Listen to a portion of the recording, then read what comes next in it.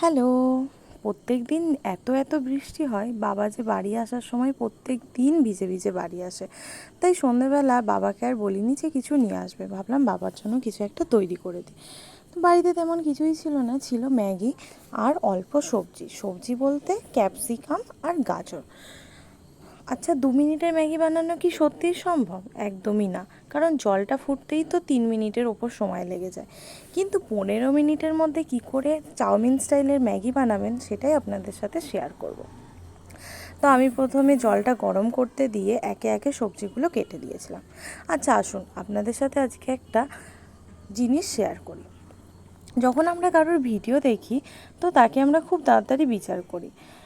মানে ধরুন, এর এই জিনিসটা ভালো না, এই জিনিসটা নোংরা ইউজ করছে, বা এর এই ভিডিওর এই মাধ্যমটা ভালো না।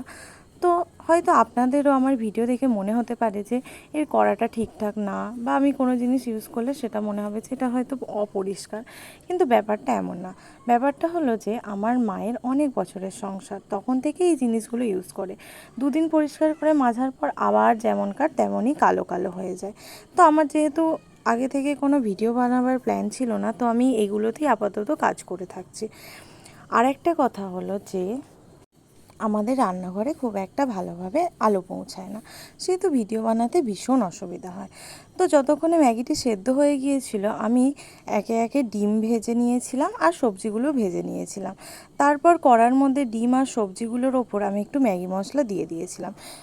তারপর সেদ্ধ ম্যাগিটা আমি এর মধ্যে মিক্স করে দিয়েছিলাম।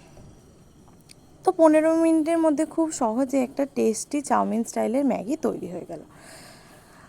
যদি আমার ইউটিউবের চ্যানেলটা পরবর্তীকালে অনেক বড় হয় আর আর্নিংয়ের মেম্বার হয়, তাহলে আমি সর্বপ্রথম আমার এই রান্নাঘরটাকে সুন্দর করে সাজাবো বলে আমি ঠিক করেছি।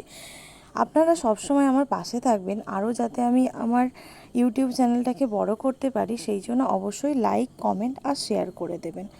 তো আপনাদের এই রেসিপিটা কেমন লাগলো জানাবেন, এবং পরবর্তী রেসিপি হিসেবে কী দেখতে চান সেটাও জানাবেন।